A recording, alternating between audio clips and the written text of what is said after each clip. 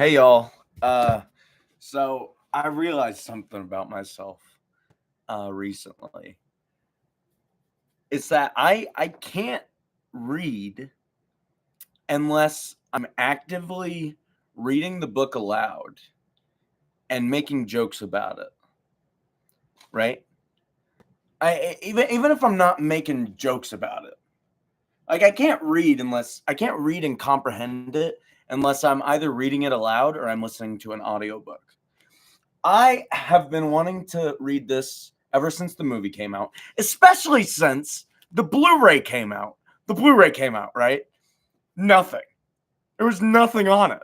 They had like the movie and then some special features like they were like tiny little 2-minute documentaries that they already posted on YouTube. Like I think Daco's channel had more behind the scenes stuff than the actual Blu-ray disc did. Like that's the whole reason I got the Blu-ray was because it said there was gonna be stuff on it, and there wasn't. It wasn't even a director's commentary. So I'm hoping I'll get more out of this than I did the movie, because as far as Five Nights at Freddy's go, I have a hot take. Movie's not perfect. Movie's not perfect. That's all I'm gonna say. The movie isn't perfect.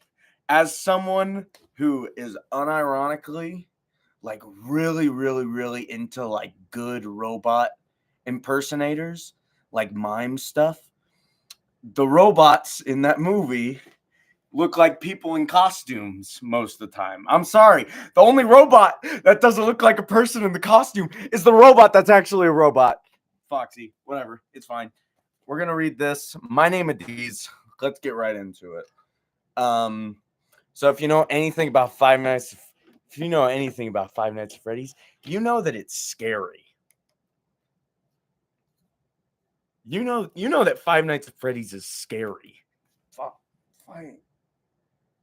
Ow.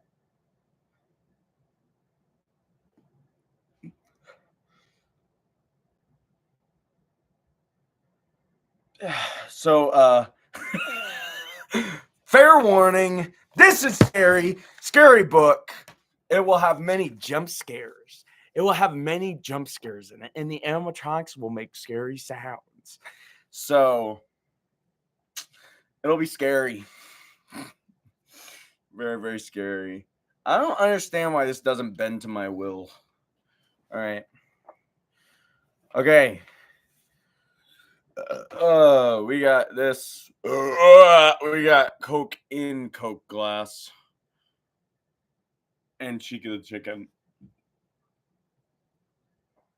Very, very scary stuff. Chica is the scariest one, right? Like, obviously in the movie, she isn't that scary. Although I think there are parts where she's pretty scary. I don't think any of them are particularly scary in the movie. That's just me, though. I don't think any of them are scary. Which is annoying because, like, I think all the animatronics, except maybe Foxy. Foxy's a little goofy. In the original Five Nights at Freddy's are scary. I think they're all pretty scary. But Foxy is like the only one that isn't that scary. Okay. But Chico would give me nightmares. Like, I did not watch Five Nights at Freddy's videos for the longest time because Dan TDM put her in one of the thumbnails, and it just scared me away from Five Nights at Freddy's. Adapted by Adria Wagner. Okay, so based on the video game series Five Nights at Freddy's by Scott Cawthon. So there is a scene in this book, before we read it, there's a scene in this book about Doug, who is the lawyer, who is Abby's mom's lawyer. And he's kind of a pervert in that chapter of the book. Scott said that scene is not canon. That whole scene just is not canon. So if we come upon it, we're going to disregard it. If it's like gross, we're totally going to skip over it. because Doug is the best character. He's the best character. All Five Nights at Freddy's. He's the best one. Okay. So that probably scared you, didn't it? Probably scared you. Okay. Cool. All right. Prologue. The screws, sharp metal threads bit. What? The screws, a potched. Gotta get comfortable.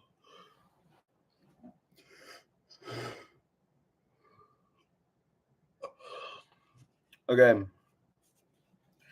The screws, sharp metal threads bit. Threads. Okay, bit like the bite of 87. The screw's sharp metal threads bit at Bob's fingertips, scoring deeply into the pads.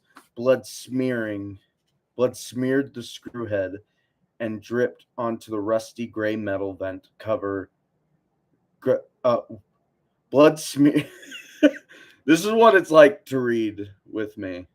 Like Bible study. It takes me like 5 minutes to read a verse, and I'm like, Jesus wept.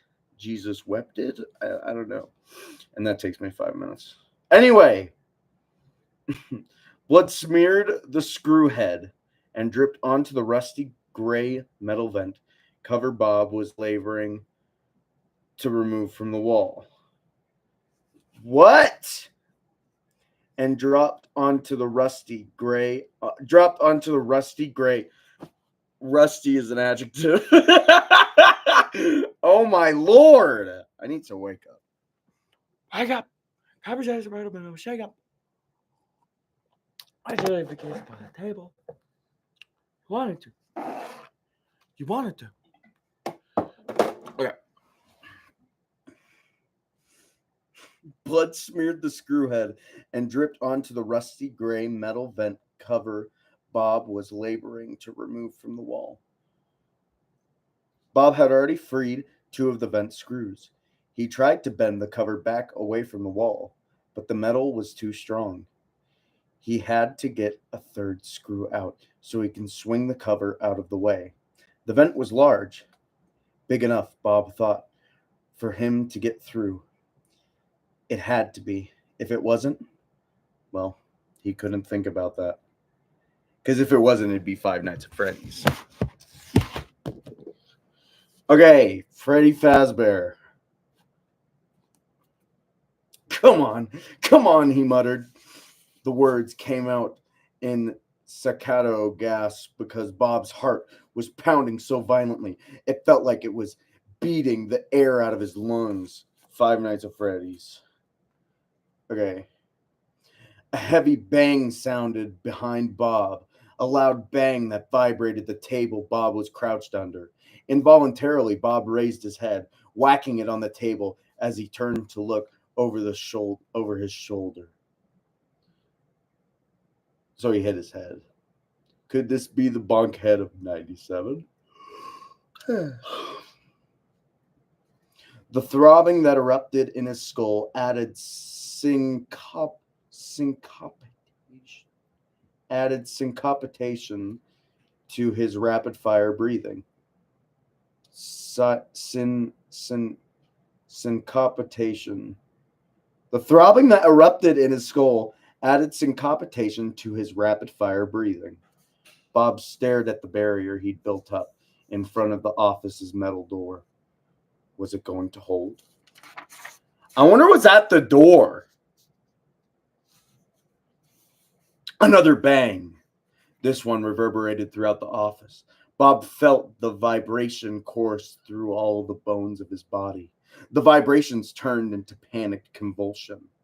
As one of the filing cabinets he'd piled on top of the desk teetered. The desk was wedged against the door. But if the cabinets fell, would the desk stay in place? My heart is racing. Is Bob gonna be okay?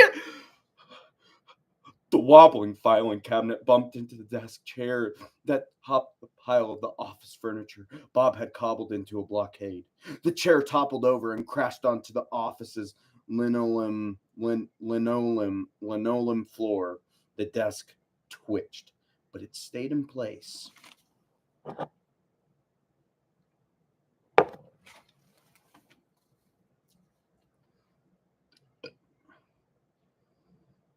Ignoring the prickles behind his shoulder blades as he rotated away from the door, Bob returned his concentration to the screw. The blood-slicked screw stubbornly refused to turn for a couple more seconds.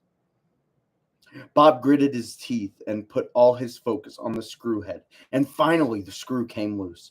He dropped it as the vent cover swiveled on its remaining screw and swiveled away from the opening of the wall. Bob peered into the black shaft extending in front of him. Stuffy air wafted from the opening. Dust billowed upward. He suppressed a sneeze. That's what if they actually put this in the movie, that's probably what he'd do. He'd probably go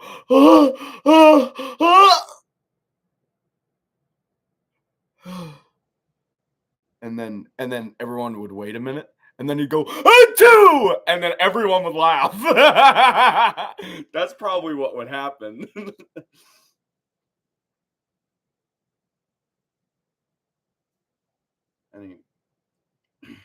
Anyway, behind Bob, a fingernails on a what?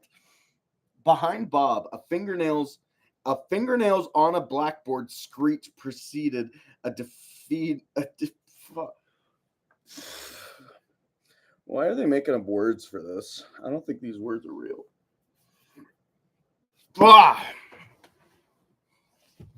Okay, Bob. Bob is Fortnite. Apparently, is what this book is telling me. Bob is Fortnite. Okay.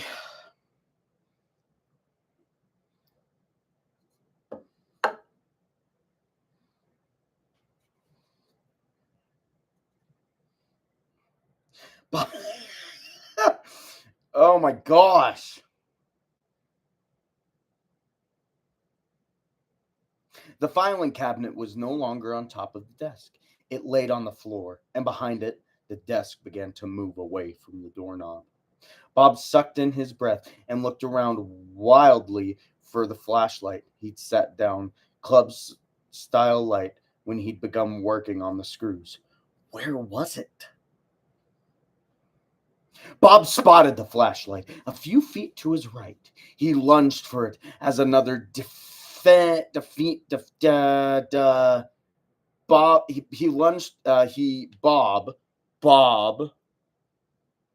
lunged for it as another deafening metallic thud came from the office door. He overheard speakers hissing, and then they emitted a tiny shriek. Time to go, Bob said. That's what it's. Tammy. Time to go. That's what it says. It says it's Marvel dialogue. Flipping on his flashlight, Bob crawled into the narrow darkness. More thuds and thumps chased him away from the office. He scrambled as fast as he could. In his 30s, Bob had come to terms with his nerdish looks and receding hairline, but he'd never been thrilled with his slight body. For once thought, he was grateful for his narrow shoulders, and even so, he still had to squirm and wriggle his way through the tightening enclosure of vent shafts. In spite of the close quarters, he made progress quickly. The continued caterwaul came from the speakers and the echoing bangs and thumps that sounded like they were pursuing Bob through the ickiness impelled him through the shaft at lightning speed. In what felt like both seconds and centuries, Bob reached the end of the vent shaft that led away from the office. The passage split. Bob aimed. The passage split. period, capital B. Bob aimed his flashlight beam left and right. I lost my place. We have to start over.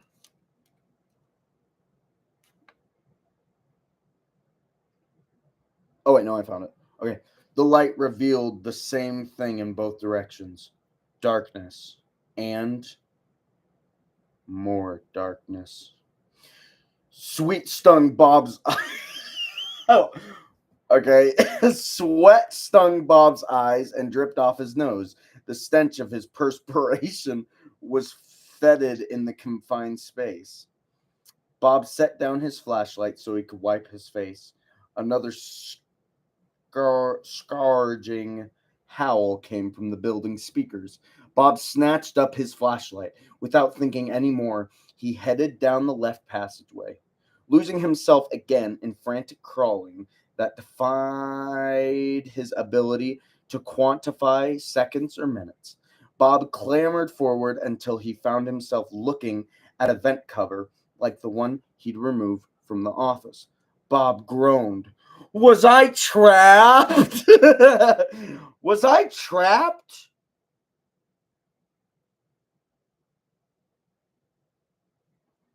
If this vent cover was screwed on as securely as the office one, was he trapped? If this cover was screwed on as securely as the one in the office, the cacophony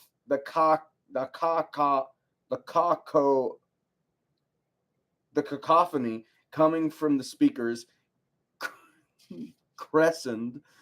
The vent shaft shook as the entire building quaked. Bro, I think I think Freddy gave me a concussion. I think that's what's happening.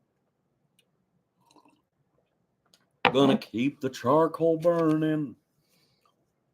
Bob hefted his flashlight and used the end of it to pound on the vent cover.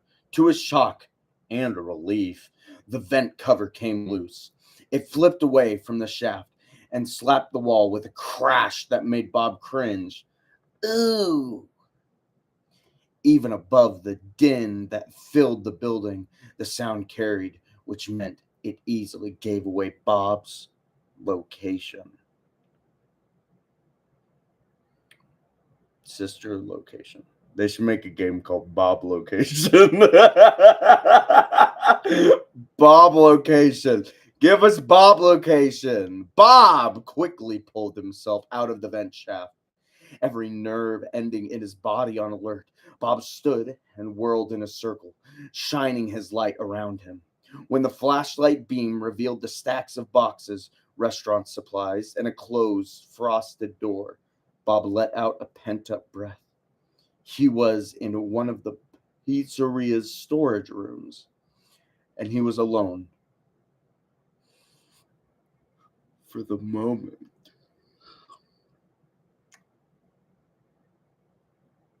Bob took a step toward the door. Reaching for the knob, he hesitated. What was on the other side of this door? Although Bob could see no looming shadows beyond the murky glass, his heart rate ratcheted up a couple more notches. His chest felt contracted, like a metal bands were constructing around him. Bob really did not want to open the door that stood between his current temporary safety and what was roaming loose in the office. And what was roaming loose beyond the door. Sorry about that. But he couldn't stay here forever. Locking himself in the office hadn't worked. Hiding in here wouldn't work either. He had to get out of the building.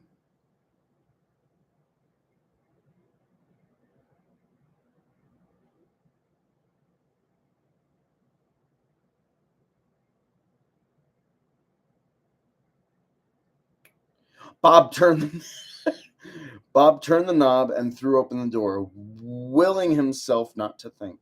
Bob stepped out of the storage room, checking left and right. and seeing nothing but dimly lit hallway, Bob took off at a sprint, his rubber solid athletic shoes slapping at the black and white checkered floor. Bob reached the hallway corner in seconds. He rounded it, and his gaze locked on the glowing red exit sign above the door. Just 30 feet away. Pumped by hope, Bob shot towards the door. Bob hit the door's metal crash bar at top speed, fully expecting to catapult through the door into the sweet freedom of night outside. Bob was shocked when his body bounced backwards off the bar. He windmills his arms and kept his balance barely. This guy is like a Looney Tunes character. For a few seconds, he hung on to his hope, too. He threw himself at the door.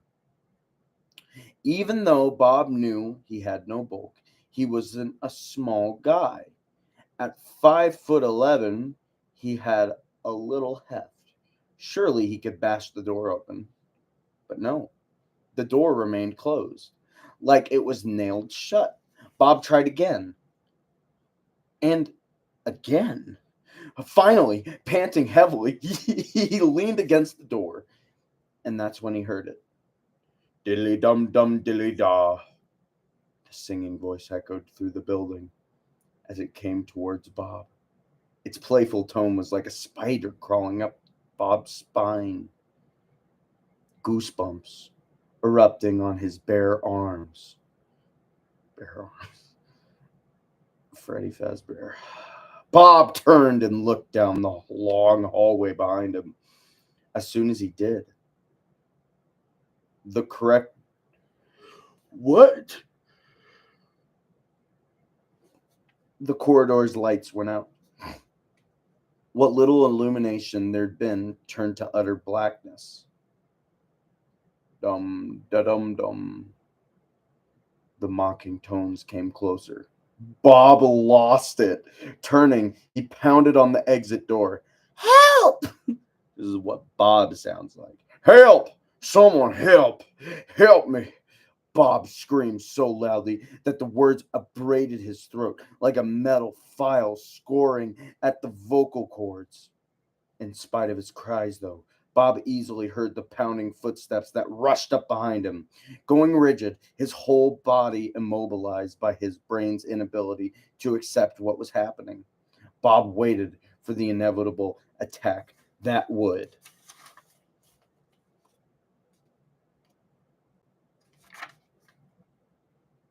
And then it cuts off there. Clinging to a tenuous thread of awareness, Bob's brain attempted to process all the stimuli that was bombarding his senses. His eyes registered fluorescent lights, at once scathingly bright and then terrifying darkness. His feet relayed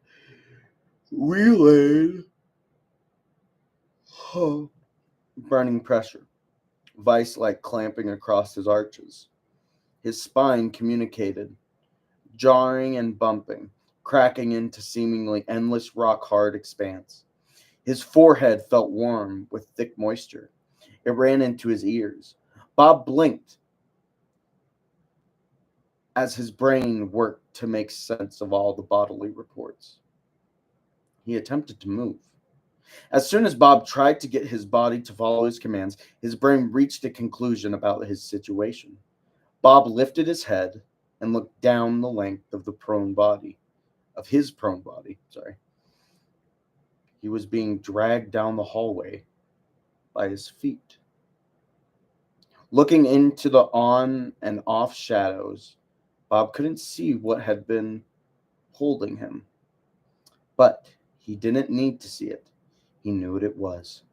Corkscrewing his spine in an attempt to get away, Bob's head slammed against the floor beneath him.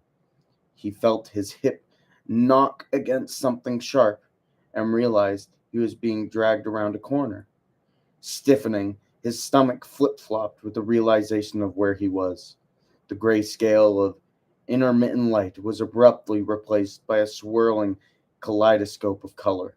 red and yellow and purple and blue floodlights, streaming swaths of radiance across Bob's field of vision. As his fingers flexed in his attempt to grab onto something, anything, to stop his project, to stop his progress towards wherever he was being dragged. Bob recognized the detritus.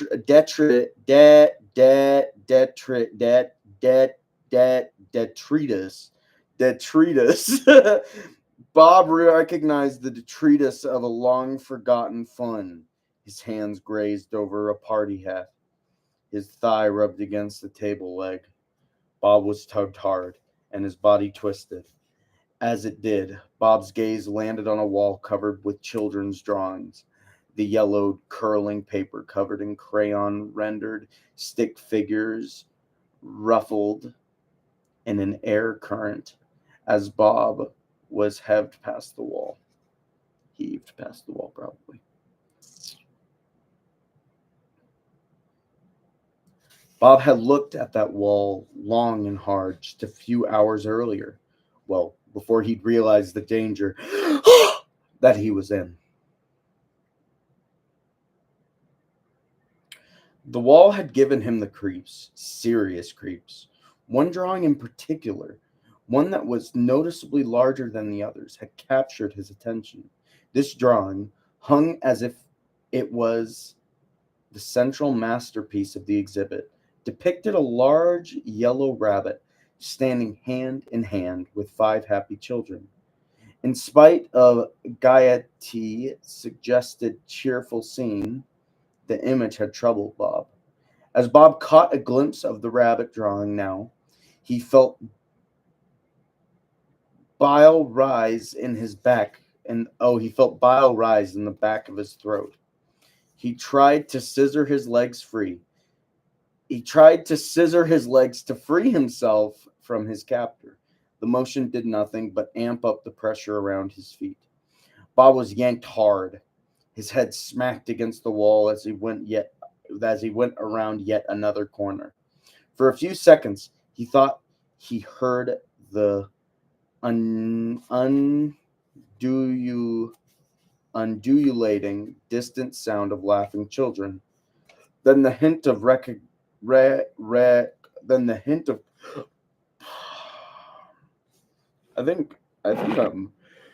I think I'm a little eepy. Jeez.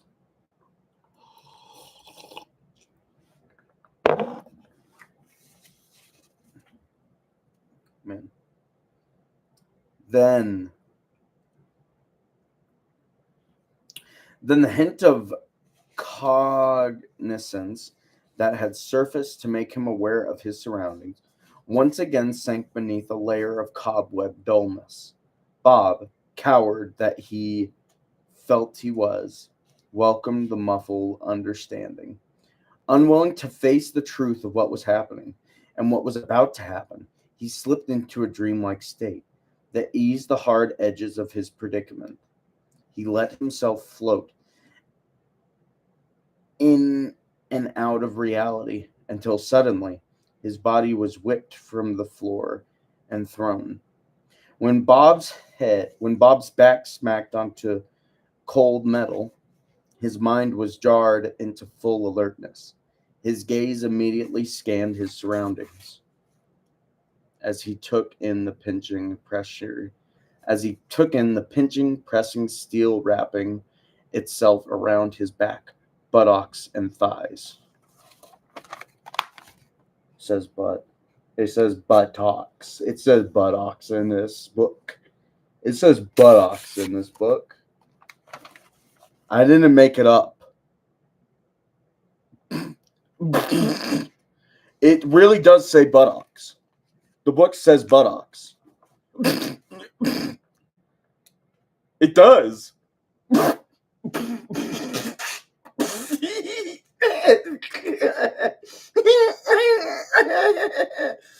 The book says buttocks. Anyway, Bob cried and attempted to leap from the metal chair he knew he was in. Before his muscles could lift him upward, a green luminosity shone from a button on the side of the chair, and metal restraints snapped into place around his wrist. A thick leather strap snugged tightly around his chest.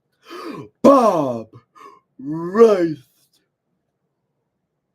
Oh my gosh. Bob Wraith. But he knew he was wasting his energy. The parts and service room, he thought.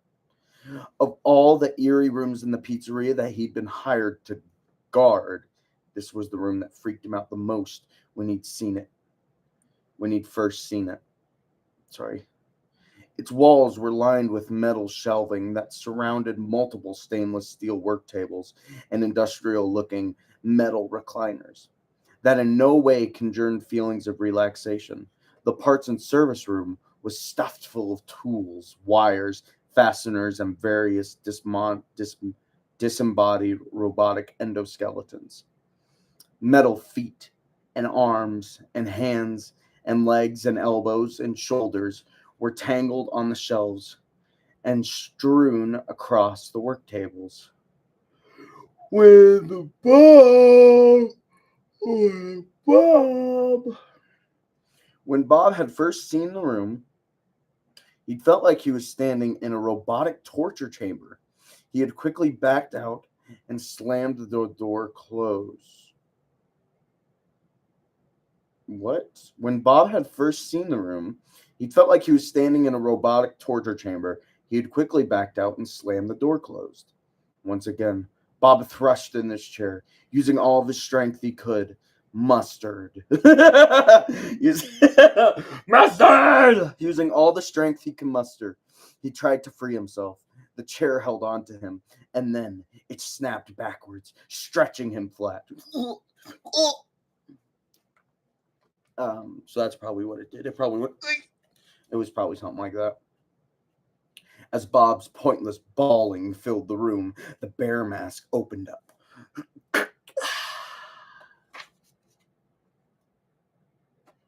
The two halves of the bear face peeled back like the wings of a beetle, expanding upwards as the fur parted. Spinning robotic records filled Bob's vision. Interesting. So the bear mask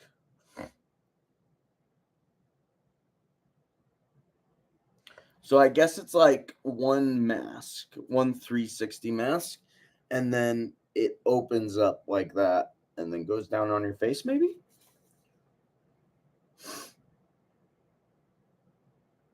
I don't know.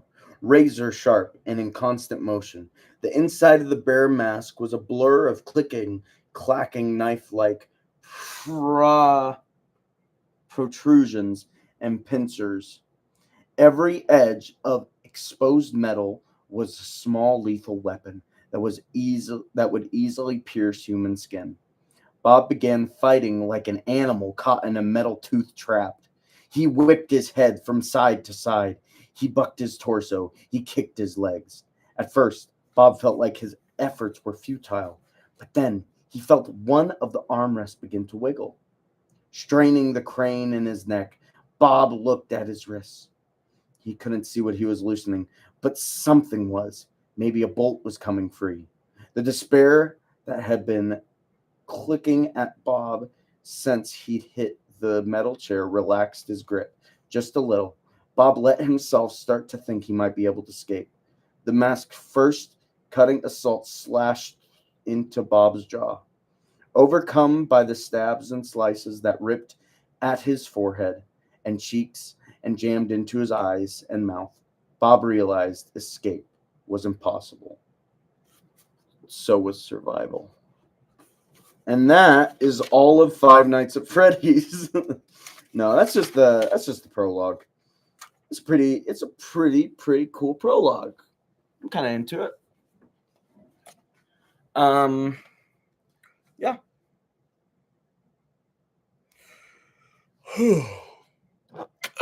Oh. Oh. Oh, now that is good. Oh.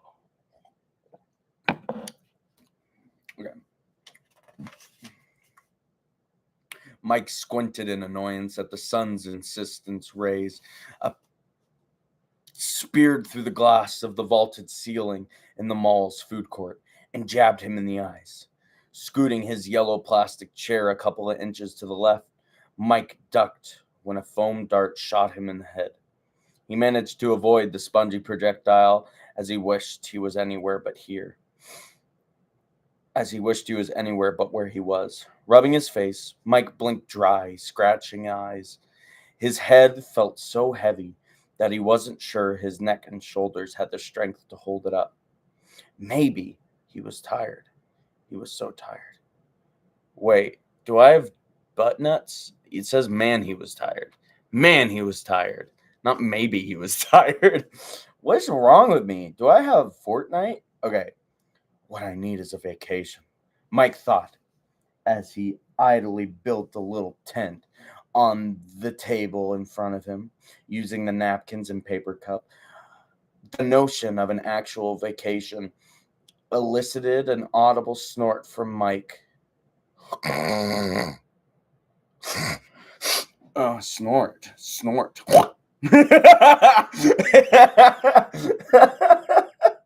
Uh, the notion of an actual vacation elicited an audible snort from Mike as he brought down a fist on the napkin cup construction. As if vacations were for people with lives, people with money. Mike had neither. If not a vacation, Mike would have settled for a little peace and quiet. But he wasn't going to get that either. Certainly not here. Mall security guards were only given 20 minutes for their lunch break. So Mike and his coworkers had only two choices for where they spent their compressed rest time. They could either, option A,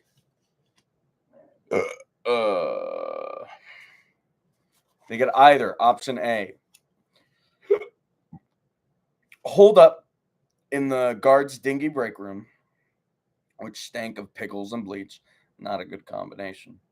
Or they could come to the food court. Usually the food court was preferable, but today, Mike wasn't sure it had been the best choice. A kid was having a birthday party, and screaming munchkins were running amok. Some moron had given the birthday boy a foam dart gun as a gift, and the food court had been turned into a chaotic battle zone of inept and giggling assaults. In and around the pint-sized revelers, mall shoppers plowed through a variety of fast food. The aromas that surrounded Mike were another battle. The international one. Italian sauces war what? Italian sauces warred with Mexican salsas, which sparred with the smells of fried egg rolls and sizzling burgers. Mike's nostrils were inundated with jangling mix of curry and ginger and oregano and cayenne and dill. Mike balled up the pepper wrappers from the refried bean burrito he'd eaten without tasting. Now that it was in his stomach, he belatedly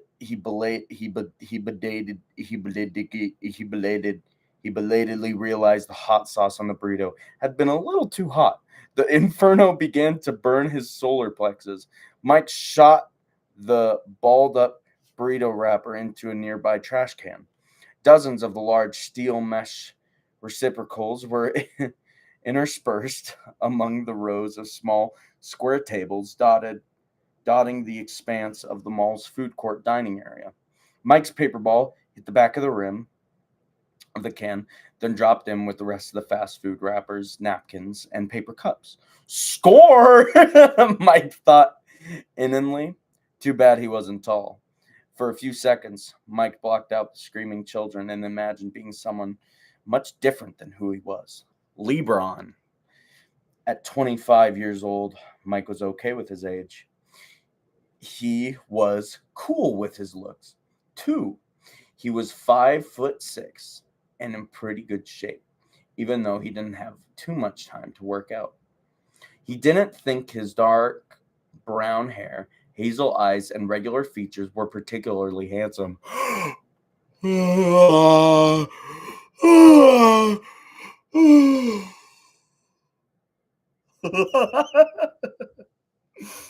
isn't. Josh Hutcherson is not handsome. Whatever. I'm joking. That was a joke. All men are handsome. And all women are beautiful. All women are queens. Cheers. All women are queens. Hey, guys. Women deserve our respect. But anyway, were we talking about burritos? LeBron. That's right. And regular features were pretty handsome, but they weren't ugly either. On one of the rare dates that he had in high school, a girl had told him his eyes were intense because of his pronounced brow ridge. She'd also said he had a chiseled jaw. He thought she read too many romance novels. For sure, she'd expect a lot more chivalry from him than he'd been capable of. She hadn't wanted a second date. Now he couldn't even remember that girl's name. Gosh, Mike is so cool. He doesn't even remember her name. So that's cool. No, it wasn't Mike's appearance that was the problem. It was his circumstances. Maybe it was him. Most of the time, Mike told himself that his life sucked because tragedy had robbed him of normal child. What in the world? my brain just got rid of all the articles. Anyway, most of the time, Mike told himself that his life sucked because tragedy had robbed him of a normal childhood and was robbing him of adulthood. But the truth was that the tragedy wasn't the real problem. The problem had come before the tragedy. Mike was the problem. If only he'd been someone different back then. What would life be like if Mike had been the kind of guy that girls wanted to date in high school? What would he be doing right now if he'd gotten to go to college? He wasn't tall, but he was quick. Maybe he could have played basketball or baseball, or he could have taken woodshop and stayed after school and work on project. He'd always liked building stuff. Just like Edwin. He made the mimic. It was difficult to put the pieces together. That's Five Nights at Freddy's reference. For all you Five Nights at Freddy's heads. You guys understand the reference. No. Oh, my Lord. He could have done a lot of things if he hadn't had to stay home and listen to this. Mike blinked and looked across the table. He frowned. He'd forgotten Jeremiah was there, and that took some doing. Jeremiah wasn't a fade into the background kind of guy. He was an African-American linebacker-sized man with a heft that testified to his love of burgers and copious consumption of sodas. This Jeremiah guy sounds like my type of guy. This is my butt cheek, by the way. That was a fart. Wait. Yeah, that was another fart. That was my butt cheek, by the way. Say bye, butt cheek. Bye, butt cheek. Okay. Whereas Mike's dark blue mall guard polyester shirt and matching pants hung loosely on his lanky body, Jeremiah's huge shoulders and large belly stretched the seams of his uniform. Jeremiah was an okay guy. He didn't get on Mike's nerves the way most of the other guards did, and people in general. He did not get on Mike's guard. He did not get on Mike's nerves as much as the other guards and people in general did. Jeremiah took a large slurp of his soda from the massive paper cup sitting on the blue plastic table in front of him. He waved the paper back book that he held, Jeremiah cleared his throat and read aloud. And through the dreamer remains asleep. And though the dreamer remains asleep, he walks through memories as if experiencing them for the first time anew. No longer a passenger, but an active participant. Jeremy frowned. Why is active participant why is active participant in all caps?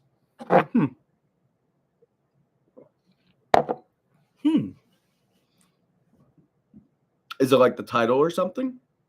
Like achieving the level of Grand Lord in a video game? That's a video game reference, by the way, in case you didn't catch that. That's a reference for all my video game heads out there. Mike figured Jeremiah's question was rhetorical, so he didn't answer it. Jeremiah closed the book and looked at its light blue cover. Over the abstract image of a closed eye, the book's title, Dream Theory, stretched diagonally in a wavering font, as if the words themselves were falling asleep. Aww. The words themselves are falling asleep. Aww. Aww. That's so cute. That's so cute.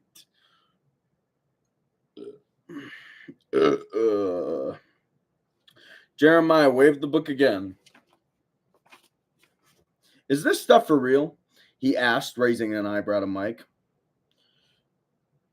Mike shrugged. Some people think so. Guess it depends on what you believe. Jeremiah nodded. He dropped his lids to half-mast over his round brown eyes as he gazed past Mike's shoulder. Mike could tell Jeremiah wasn't watching the foam dart gun fight. Jeremiah was lost in his thoughts. After a few seconds, Jeremiah sighed. Summer of '82. I traded a mint condition Cal Ripken Jr. rookie card for a used copy of Missile Command. That card's probably worth $800 now. I'd like to participate in that memory, actively kick my own ass for such a stupid decision. He let out a bark of laughter. Bro, what is up with these people's laughs? Michael is snorting and Jeremiah's barking. This is like an average conversation with them. My name of these what? These nuts. That's kind of what's happening right now. In the book and in the canon of Five Nights at Freddy's, Mike is a little piggy and Jeremiah is a puppy dog. That's what's going on in the book right now. So this is telling us actually a lot about Five Nights at Freddy's, actually.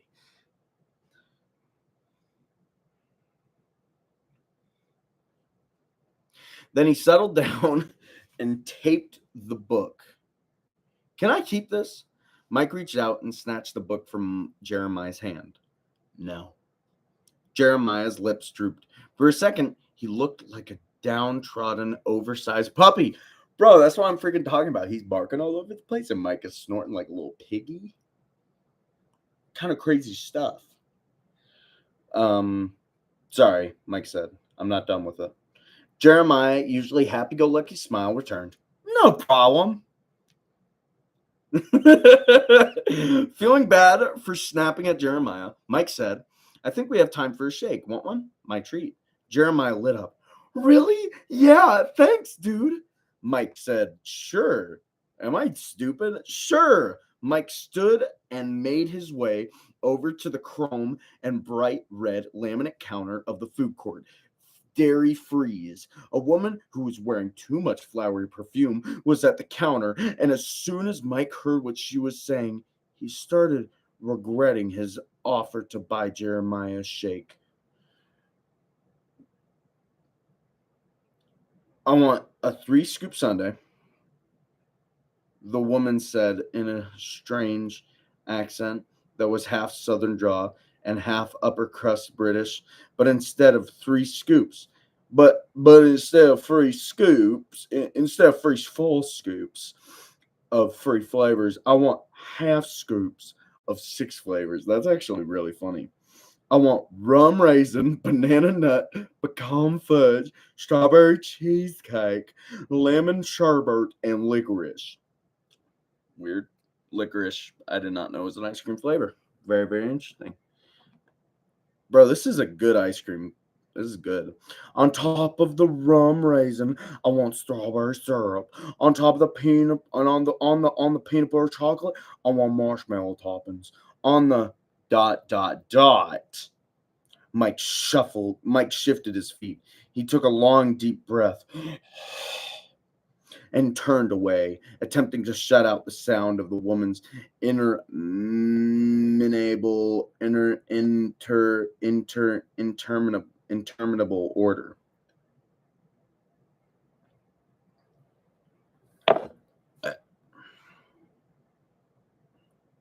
She'd move on from toppings and was describing how she wanted the ice cream arranged in the bowl.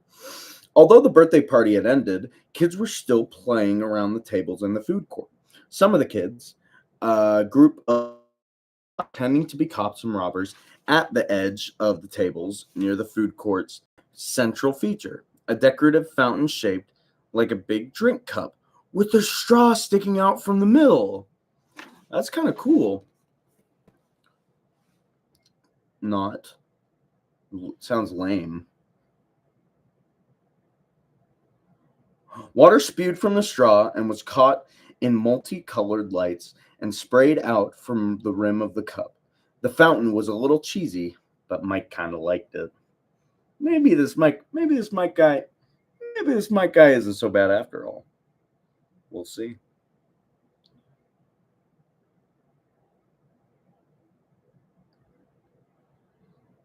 Hands up, one of the little kids near the fountain shouted. The sound came from a purple-haired girl. That's not real. She had her hands fisted around a pretend gun. A black-haired boy was caught in her sights. He threw his arms up. Book him, the girl ordered another boy, a freckled kid with spiky hair. He marched over the black-haired boy and pretended to handcuff him. Mike smiled. The things kids got from watching TV. The freckled kid started leading the handcuffed kid away, taking him to... Mike smirked, abruptly disappeared. Just beyond the pretend cop and the pretend criminal, a small boy, maybe 6 years old, was pressed up against a half wall at the edge of the food court. The top of the half wall was filled with plants, some which drooped over the wall. The boy, his blonde curly hair, a tangle that flopped into his eyes, huddled under the fronds of some kind of fern. His brows bunched, his mouth compressed, his gaze darted left and right, his frail arms wrapped tightly around a plush penguin. The boy was a picture of fear. Mike frowned. Why did the boy look so scared? Was he in trouble?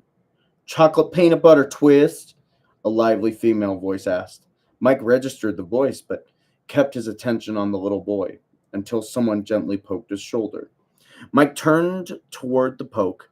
A smiley gray-haired woman pointed at the dairy freeze counter. I believe you're next, she said. Her voice was warm and kind, and it briefly brought back a memory of, you want your usual, right? Everyone at this ice cream place has a country accent. You want your usual, right? That's what everyone at ice cream stores do. I go to Brewster's, they go, hey, Sam, you want your usual, right? And then I put the money in their mouth, and they pull ice cream out of their mouth. It's actually really cool. This time, Mike turned towards the voice.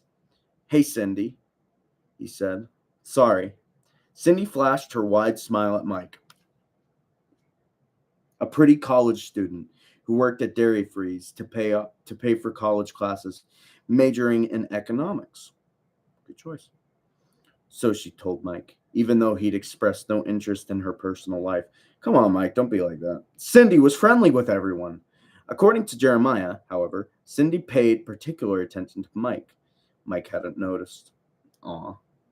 Mike frowned, his thoughts of the scared little boy. his thoughts on the scared little boy. Was the kid lost? Was he alone? Your usual? Cindy repeated. Huh? Mike focused on Cindy. Her long brown hair was in braids today. Cindy hovered her ice cream scoop over the tub of chocolate peanut butter twist. Dude, I want to eat peanut butter so bad. Dude, I love peanut butter. I love peanut butter. I love peanut butter. I love peanut butter.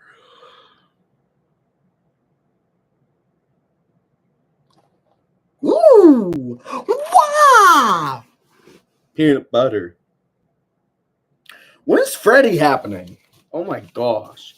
This is my butt crack right here. Oh, freak. Anyway. Yeah, Mike said, sure. He might as well get himself something now that he was here. And a chocolate shake for Jeremiah. Got it. Mike turned away from Cindy and looked past the little girls, whose dance had degraded into a giggle fest. He took a step to his right so he could see the area by the half-wall planter. He spotted the fern, but the boy was gone. Mike quickly scanned the area.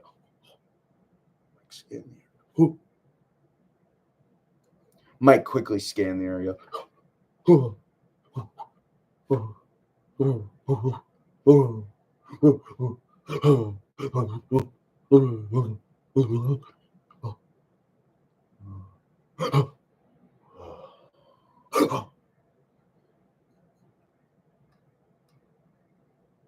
Aware that his breath was quickening, Mike could feel a rushing sound in his ears. He recognized that sound. It was the sound of panic.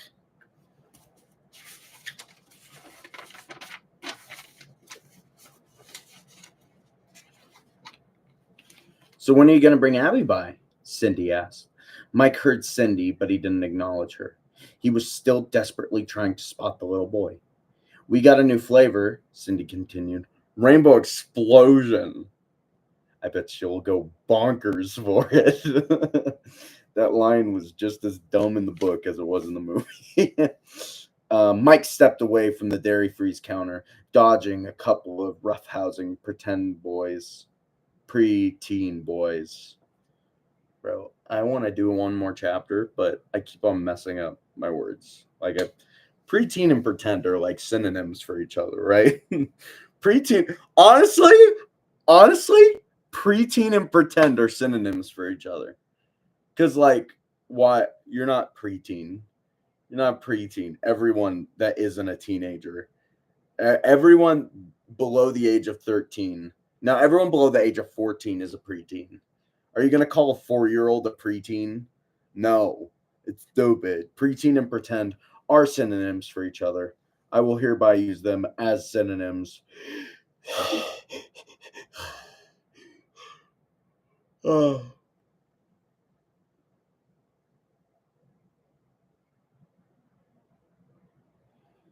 Mike stepped away from the dairy freeze counter, dodging a couple of roughhousing preteen boys. Mike strode past a row of tables. Mike, Cindy, call out, chase. Cindy's call out chased Mike as he broke into a half trot, heading toward where he'd last seen the boy. Mike's gaze was laser probe on fixation. It ignored everything Mike saw except for there. Mike spotted the boy. He was about 40 feet away, no longer by the half-wall planter. The boy was heading toward the fountain. The boy mostly had his back to Mike now, but Mike recognized the floppy blonde curls, and he saw a penguin flipper sticking out from under the boy's elbow. The boy was stumbling awkwardly through the food court, heading toward the mall's main concourse. And he was no longer alone. William Afton.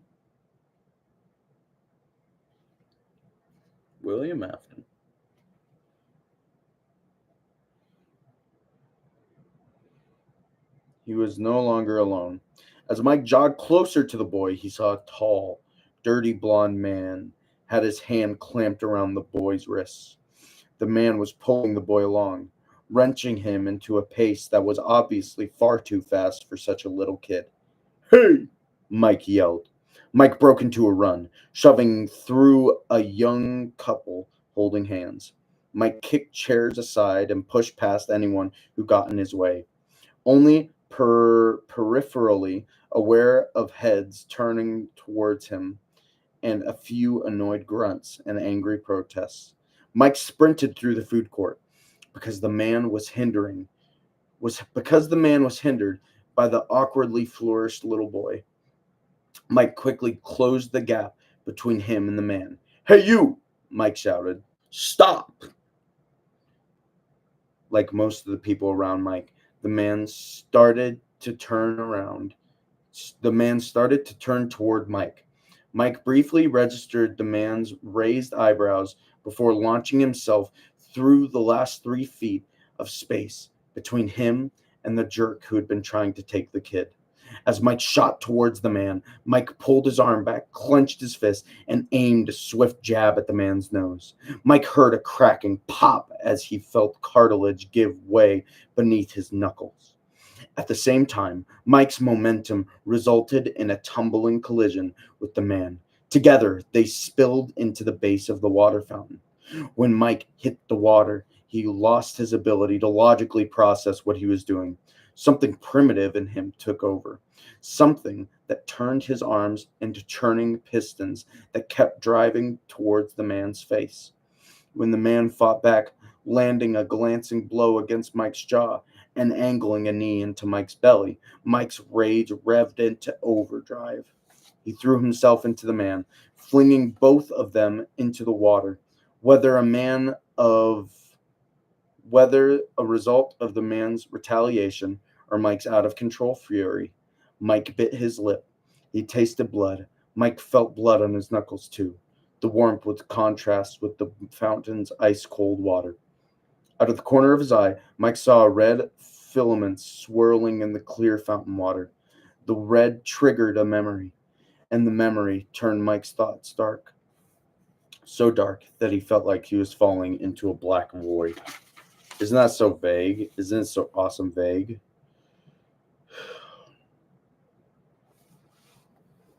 And that's chapter 1. It's not too bad. We got all that together. That was like the first 5 minutes of the 5 Nights at Freddy's movie. I genuinely do not understand why people read instead of just watching a movie. Movies are so cool. Let's see. 1, 2, 3, 4, 5. It's only 5 pages. Should we devote more time to the second chapter? Yeah, we can. Mike opened his eyes and groaned for a couple seconds. Wait. Shrill beeping pierced through the drifting, filmy clouds. Mike opened his eyes and groaned. For a couple seconds, he managed to cling to sensation of buoyancy left over him from his sleep. But the beeping continued, piercing and insistent. Mike flung out his left hand and slapped it toward what he thought was the top of a cheap plastic digital alarm clock that sat next to the battered metal desk lamp on his rickety nightstand. Instead of hitting the alarm, Mike's hand landed on a cassette player near the lamp. He felt his fingers brush against the paperback book, and then he heard the book swish off the nightstand and hit the thin carpet on his hardwood floor with a soft thud. Mike pulled his hand back, his fingers in a full-on early morning klutz mode. Once again, bumped something. This time, it was the plastic bottle of Mike's pills.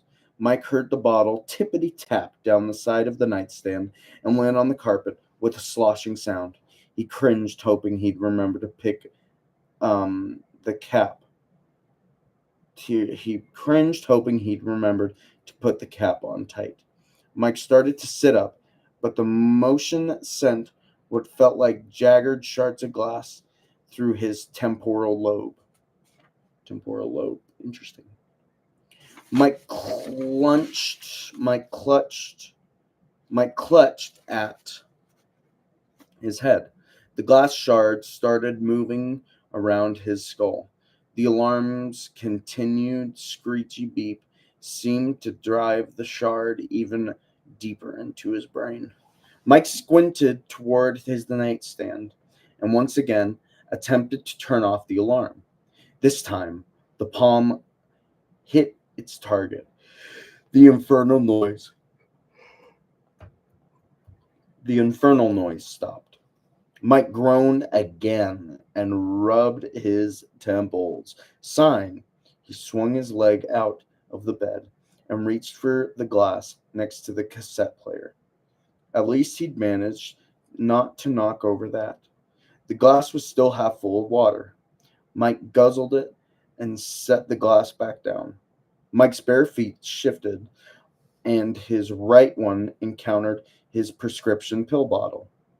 Wincing as he bent over, because the motion intensified his headache, Mike picked up the dark amber plastic container.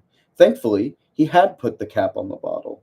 The little white prescription pills, a couple dozen of them, were still safely inside. Mike stuffed the pill bottle under his mattress, just a few inches from the edge. Then he leaned over again, gritting his teeth against the increasing jabbing in his head. He picked up his Dream Theory paperback, setting the book next to the cassette player. Mike hit the rewind button on the machine. Once again, the cassette tape started its whispering whir of motion. Mike managed to calmly inhale. And finally, his morning routine was starting to fall into place. Usually, Mike's first motions after waking up were rote. Wrote.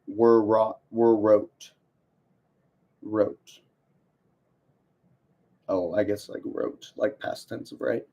Typically, Mike's first motions after waking up were wrote. Hit the alarm, hide the pills, rewind the tape. This morning, the unusually high pain level of his headache had turned Mike's routine into a one-stewed show. The tape's smooth rewind settled him back into a sense of normalcy. Okay, Mike said. He stroked his head through his hair. Standing, Mike took a couple steps away from his bed and planted his feet at the edge of his threadbare, pale blue and gray rag rug. Goodness gracious.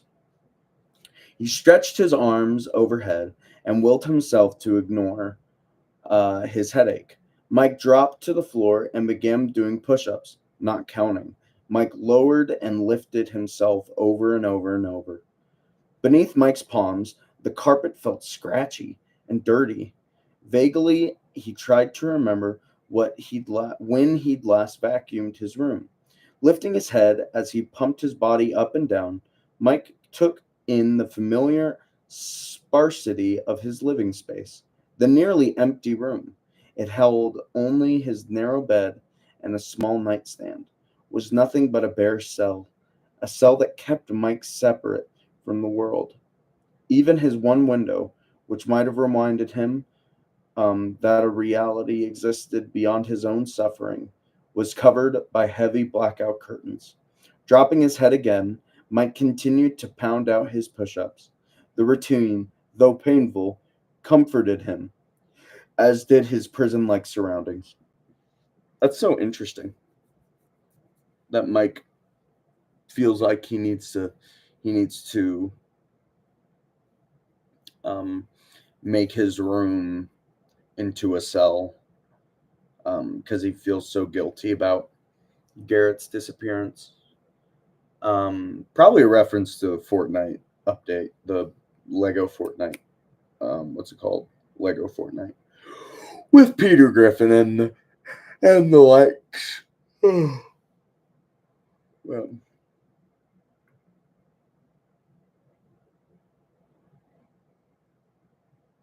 few more minutes of this punishment, and he might be able to face his day.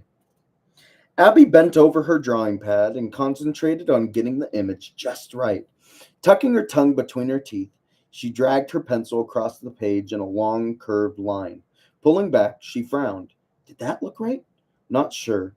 Abby lifted her gaze. She looked out through the opening in her hidey tent that surrounded her. Constructed from blankets held into place by her white painted nightstand, her matching small desk, and one edge of her squat burrow, also white, but not matching.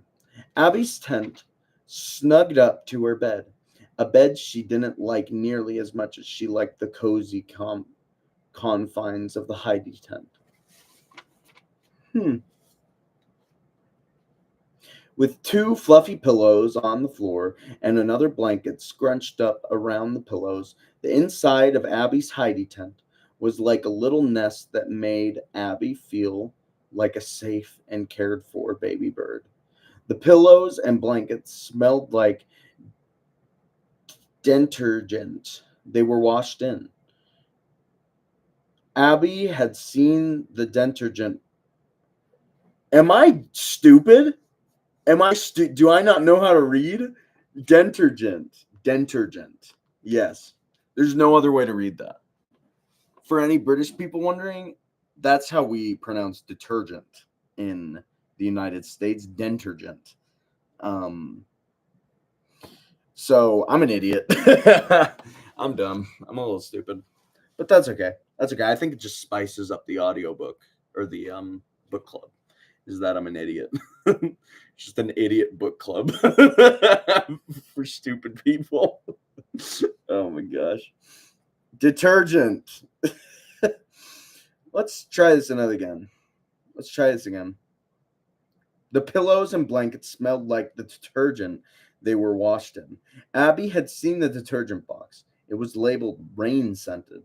Abby didn't like the detergent smelled like rain, but it didn't smell bad. It was kind of sweet and fruity. That meant that the inside of Abby's tent was sweet and fruity too. Abby liked it in her hidey tent. She could handle almost anything when she was tucked inside of it. Take, for instance, the grunting coming from her brother's room. Mike was doing push-ups again, and Abby wished she didn't have to listen to him. He clearly didn't like doing them. Abby could tell that from all the moans and groans. When Mike did the push-ups, Abby felt as if something hard was poking her in the belly. She didn't like feeling like that. That's cute. Although inside Abby's hidey tent, it was cool and dim, a fat ray of sun.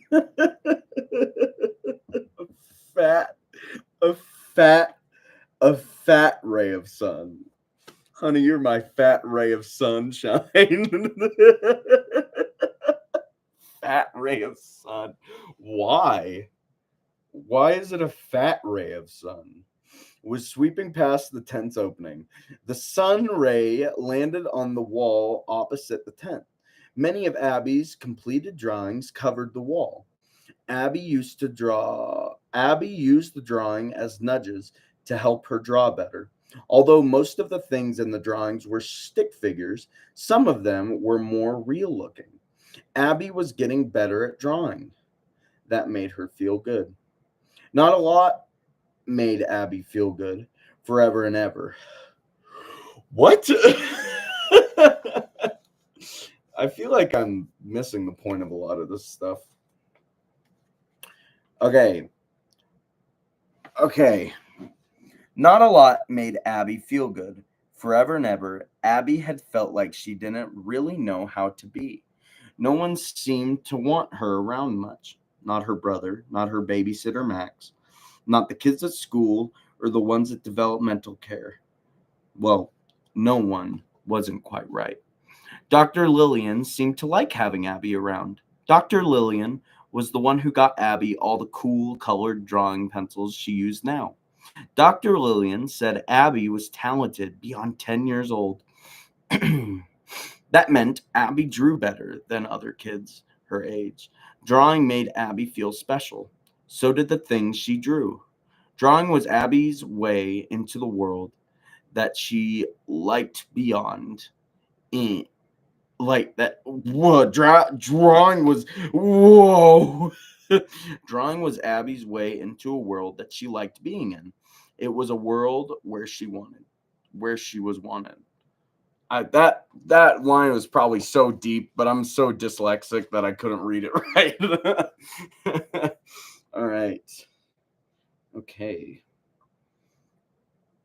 A sharp knock sounded on Abby's flimsy wooden door.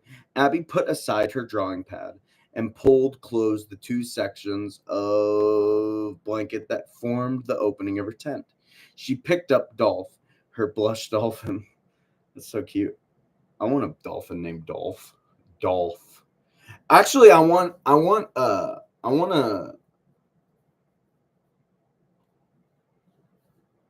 dolphin named um I want a dolphin named Wolfgang. I think that'd be funny.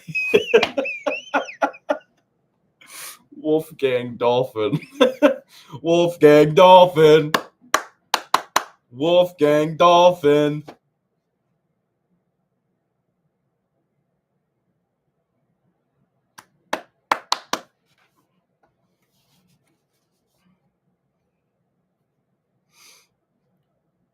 Through the narrow crack between the blankets, she looked toward the scarred, pale brown surface of her door.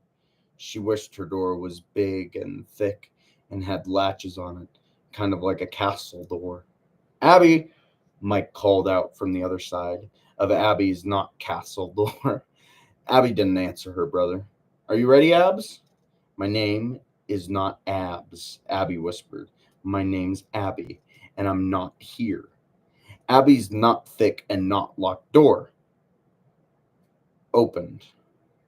Abby's not thick and not locked door opened. Mike snuck his head into Abby's private space. He looked towards Abby's bed, then shifted his gaze to the crack in the blankets that Abby peered through. Abby clearly heard her brother's loud sigh. Abby stared at Mike's feet as they headed towards her Heidi tent. Her brother wore a pair of black dress socks. They were faded and stretched out, so they were crumpled around his ankles, and both socks were full of holes. His left big toe stuck out through the largest of the ragged openings. That means they're poor. The sock-covered feet stopped really close to the front of Abby's Heidi tent. The feet, or maybe it was Mike himself, smelt sweaty. Abby wrinkled her nose and put her face to Dolphin's soft fur. Dolphin wasn't as clean as the blankets in Abby's Heidi tent, so he didn't smell sweet and fruity, but he didn't smell bad. He smelled kind of like Abby, and Abby smelled like lemons because her shampoo smelled like lemons. Why? Bro, what do your book characters smell like? Mine lemon. Mine lemon, my book character lemon. My book characters smell like lemon and dill pickles and bleach. That's my book canon. Book canon, me canon book characters smell like bleach and lemons and also dill pickles. Anyway, that was a weird sentence. Abby, Mike said, I know you're awake. Abby squeezed her eyes shut. She heard whispery movements and felt the blanket flaps over her Heidi tent separate. Mike let out another long, loud sigh. Abby, Abby.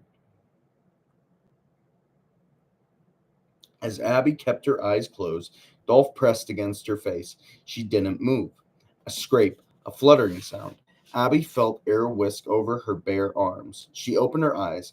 Mike was shaking one of the chairs that held part of her Heidi tent in place. Okay, okay, okay, Abby yelled. Mike's head poked through the Heidi tent's flaps. His hair stuck up all weird. She thought it looked stupid that way, but he might have done it on purpose. Some boys at school had their hair like that. Abby thought about her own hair. It probably looked stupid at the moment, too. Her hair always went all over the place when she slept, and it was thick and fine like her brother's, so it tangled easily. Abby glared at Mike. You're being a jerk, Mike. Walter. Mike, you're being a jerk, Mike.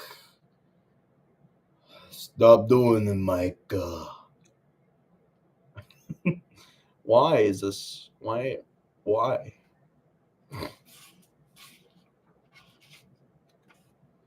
Anyway, Mike rolled his eyes.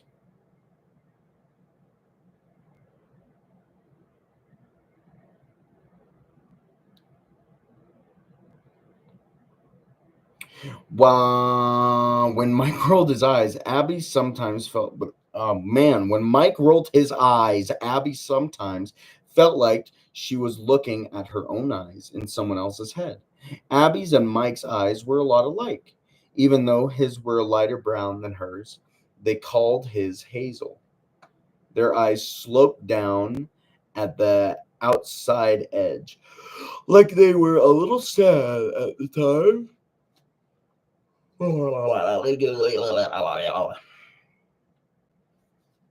Besides their eyes and the black, thick, slightly wavy hair they both had, Abby didn't think she and Mike looked much alike. Mike's face was kind of hard, like his skin was stretched over the metal or wood. Abby's face was softer and rounder. Mike jolted the Heidi tent again. Come on, Abby. I have somewhere to be. You know that.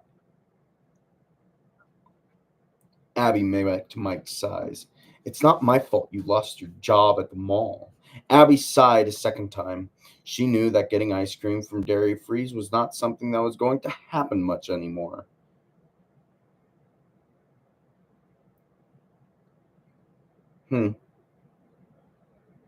Mike had gotten a discount from the food court where he'd worked there. No more discounts, no more ice cream. I thought the whole point was that Abby didn't go to the mall.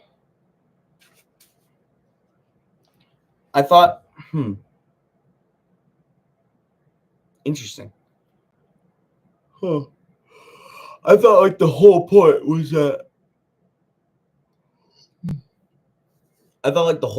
that he wanted she wanted him to finally bring Abby by so she could have ice cream. It's like a small nitpick. I don't know. You're right about that, Mike said. Abby knew he was talking about the job, not the ice cream she was thinking of. But if I'm late, that will be your fault. Mike lightly kicked the side of the blanket tent. 5 minutes, I want you dressed. Abby stuck her tongue out at Mike. He copied her. She thought their tongues might have looked a little alike, but his was way bigger. She's like, yeah, me and my brother don't look anything alike, except our hair is the exact same and our eyes are the exact same, and we have the exact same tongue. All right. How much more? Okay, not too much. Mike turned to leave the room. Abby looked at Dolph and raised an eyebrow at him. The dolphin seemed to go along with her idea, so she threw him through the opening of the Heidi tent. Dolph arched what? Dolph arched through the air and plowed his blunt nose into the middle of Mike's back. As Dolph dropped to the yellow and green braided rug that covered Abby's wood floor, Mike turned around. Oh. Abby looked at Mike's feet. Nice socks, she said. You're one to talk, Mike said. He turned and left her room. Abby crawled out of her tent and scooted forward to rescue Dolph. She scrambled upward and looked down at her own feet. She wore one red and white striped sock and one yellow polka dotted sock. Abby shrugged and hugged Dolph close. He didn't seem to care about her mismatched socks. We're so close, boys. All right. Mike glanced up at the gray clouds that hung so low. It felt like they were pressing down into the cracked concrete walkway that led up to a sad rectangular brick building he didn't want to go into. The building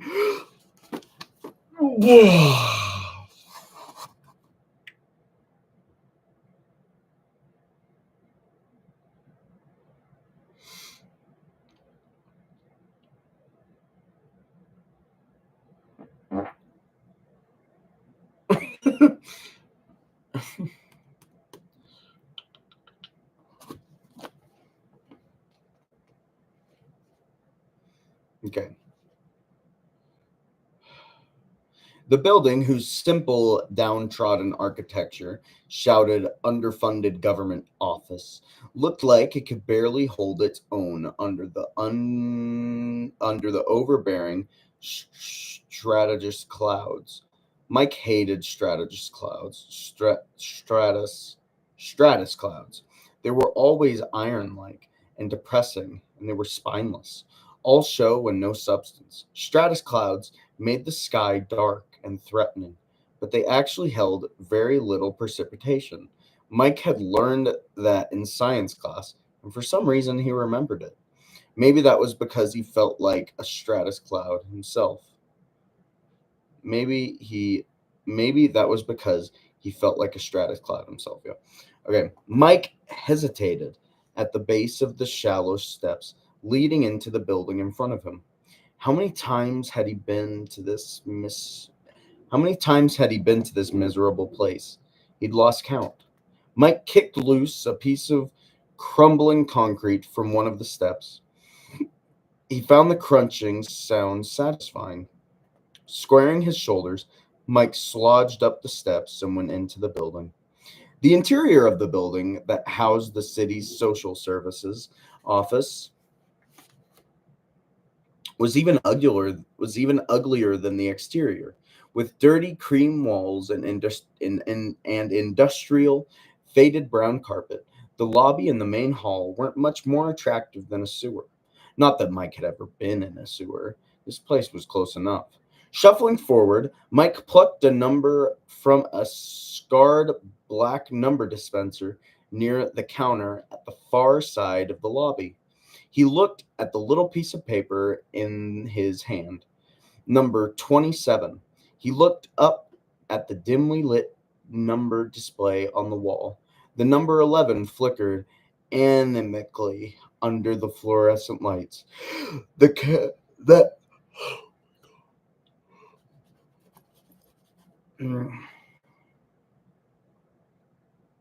that cast a harsh. Oh my gosh! The number 11 flickered animically under the fluorescent lights that cast a harsh glare over everything. Great, Mike muttered.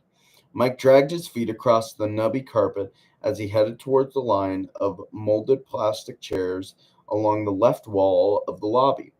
The other 26 people who held paper numbers, along with their spouses or children or friends, Mike had none of the above, crowded the relatively small area. However, an end chair was open. Mike headed toward it and took a seat. As he sat, he used his butt. We got another butt mention in the book. There's, if you see right there, right there, it says butt.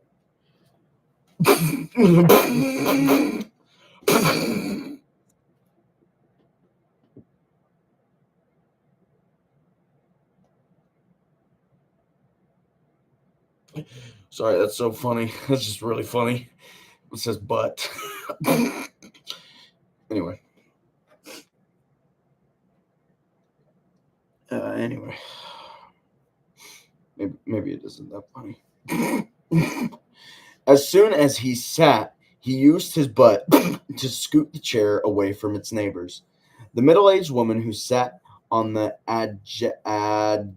adjacent chair was large, and her sweatpants encased thighs encroached into Mike's space. Big person. That's what I'm hearing. All right. Mike felt the woman's gaze on him as he repositioned the chair. He heard her huff, but didn't glance up. Looking into the eyes of the people waiting to see a social worker was never a good idea. You could get swallowed. Oh my gosh. You could get swallowed by a mire of life-sucking depression if you made eye contact with the other people in the building. Everyone here was in one crummy situation or another. Dealing with his own baggage was hard enough. Mike didn't need to get a glimpse of anyone else's. Man. Even though Mike didn't see the others in the room, he could sense them. The presence felt like bars of a cell.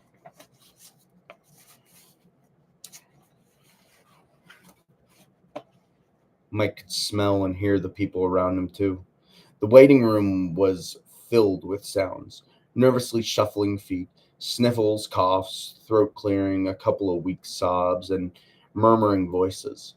Even though Mike didn't want to hear about other people's problems, some snippets of conversations got past his intention to mind his own business. So I say to him, one whining female voice related, I say, you can't just do that to another person. We're supposed to, we're we are where are we supposed to go when you throw us out?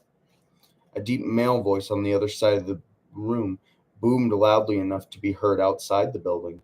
Man can't put food on the table with the peanuts they try to pay. Mike mentally plugged his ears and stared at his feet, tuning out his surroundings. Mike disappeared into his favorite game. What would I be doing if I was? ... Mike liked to play all. Mike liked to play out all sorts of imaginary scenarios when he indulged in the game. When in this game, sometimes he was a reporter, or a travel photographer. Sometimes he was a scientist, or a doctor, or a judge. Most often, Mike was a contractor, a head honcho in charge of a building, a big house, or interesting office building, not a building like this one. Never ever was Mike a security guard, or a janitor, or a mail clerk, or an unemployed loser looking for whatever work he could find. Mike knew that playing this kind of make believe game was something he should have outgrown years ago. But letting himself imagine a different life, um, a, a life different than the one he lived, was what allowed him to get up in the morning and put on one foot in front of the other. When Mike dropped, When Mike dropped into being pretend Mike instead of real Mike, he could work with a clean slate. He could stow all the baggage, all the disappointment, all the guilt, and if he couldn't put that away from time to time, the weight would probably have driven him up the wall by now or killed him. Mike wasn't sure which would have been worse. Number 27, Mike looked up. Already? A 40 something woman with a tight perm and eyes that seen a little more than an hour, looked like they'd seen a little more than an hour or two of sleep per night for years, looked around the room. Mike lifted his head and got her attention. The woman tugged on the hem of her wrinkled orange blouse. The blouse clashed, Mike thought, with the woman's rust-colored skirt. The skirt hung crooked on the woman's skinny hips. The shirt with 2 inches above the woman's knee and an inch above the left. Number 27, the woman called out to Mike. Mike nodded. Follow me, the woman said. Mike stood. My name is Dees. That is chapter 2. That was such a weird ending. Why did they do that? It's so boring. They could have just cut it off. They did not need a whole description of the woman. Why? Then we get to meet W.A. in the next chapter. You don't know who that is yet. But I do because I watched the movie. Yeah. I don't know. I'm a little tired. I'm just a little tired. If you like this Skibbity Riz, like this video. If you have Skibbity Riz, like this video. I'm gonna eat you now.